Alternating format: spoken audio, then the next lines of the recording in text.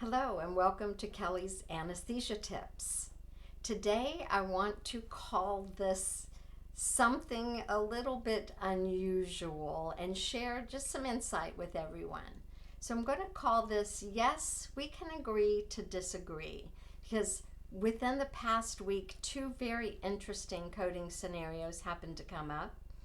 And it is so good to have anesthesia friends in this industry because there are not answers to every single question that you're going to come up with regarding how you bill and code for your anesthesia services. So, for example, there might be a procedure that you do so rarely that you're not even sure how to properly code it. So, hopefully, you have friends you can reach out to kind of discuss. But what happened, and I'll just remind you that Doris Branker and I are both doing answering questions. If you're ASA, American Society of Anesthesiologists, sorry about that. If you are ASA members, then you can send questions through the ASA and we'll answer them. But then what happens if we had different perspectives, which happened to us recently? So out of fairness, we both do our research, we both say what we think the response should be, and it might not be the exact same thing. I see her side, she sees my side, and it might be the same for you and your anesthesia friends. So what do you do when that happens? You need to make sure that you document the research that you did to come to the conclusion that you did. It may or may not agree with someone else. But if you can justify what it is you're doing based on the documentation that you have, and you can show the steps that you took to support your coding decision, I think you're going to be fine no matter which one of the two you decide to, you decide to take the research for. But to just take someone's opinion is a lot more difficult. I try to stick to facts, and if I can't find facts or something in writing, which is often the case, then I just say, here's the research that I did trying to find it, and here's why I think it should be X, Y, Z, whatever it is. So what did I do? I tried to find something, of course, to back up, to give you guys, because you know I like to give good resources. Well, the American Medical Association is a good resource as well. So here I've got their 8 medical coding mistakes that could cost you. I'm just going to run down them real quick because of course we all know that there's documentation has to support the services that you are reporting. So just make sure that you're not falling into some of these common problem areas. Unbundling. With anesthesia, it happens sometimes if you aren't aware that they might have bundled some of these services like ultrasound into blocks. That would be an example. Upcoding. This is where you have to be careful that you're choosing something based on good research and that you're not just choosing a higher based code that doesn't really apply. Failing to check the NCCI edits when reporting multiple codes. We don't run across that as often with anesthesia because our only additional codes are typically our ancillary services, ARTLINE, CVPs, etc. Our add-on codes, which are limited to just obstetrics, the ones with the plus sign in front of them, and then our burn codes. So those are typically where we end up reporting multiple codes. I'll mention something here because it's always so interesting to me how different payers process differently. And with your ancillary services, sometimes your payers will deny those asking for a modifier when they, you don't normally have to report a modifier with them unless it's something that you are trying to explain, like post-op pain management. But every once in a while, you get an insurance company say you need to do this to get paid, and that's fine. You need to follow their policies for that, which was another question that I had from someone recently regarding some dental code issues they were having.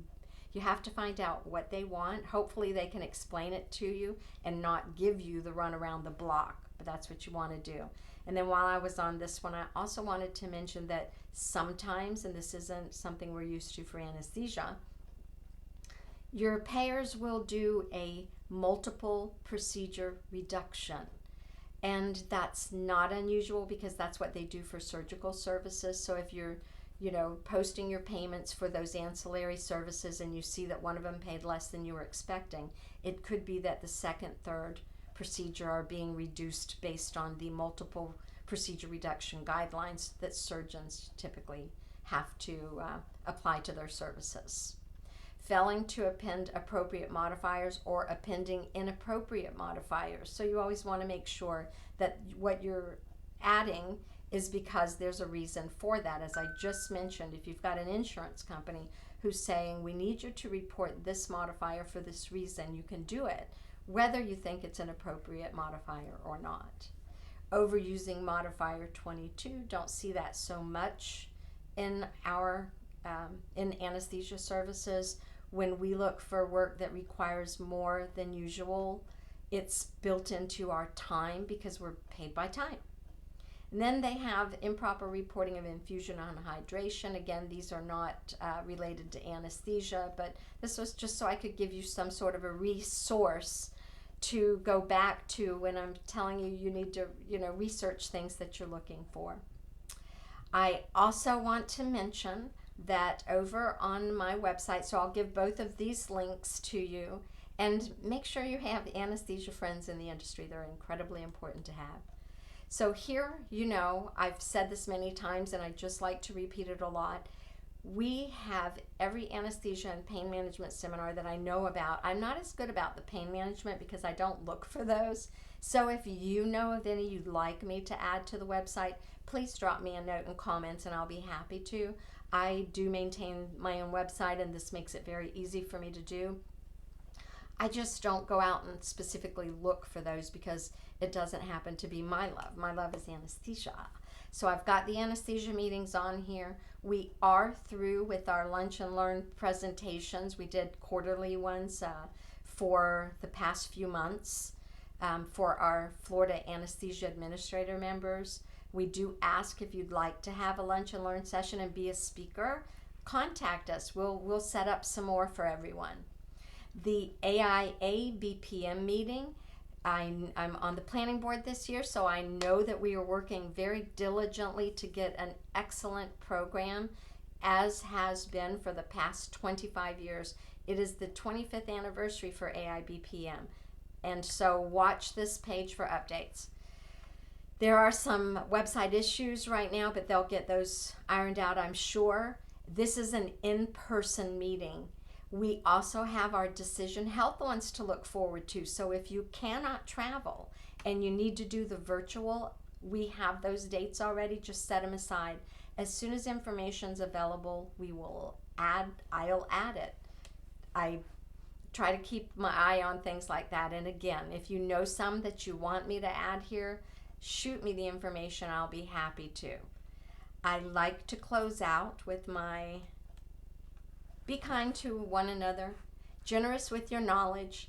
Doesn't just pertain to anesthesias for everything, but have an anesthesia friend. We do need each other to kind of bounce things off of.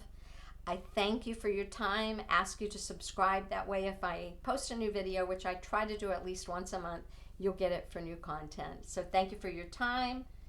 Don't forget, you can agree to disagree. Just make sure that you're backing it up with something that supports what you think to be accurate.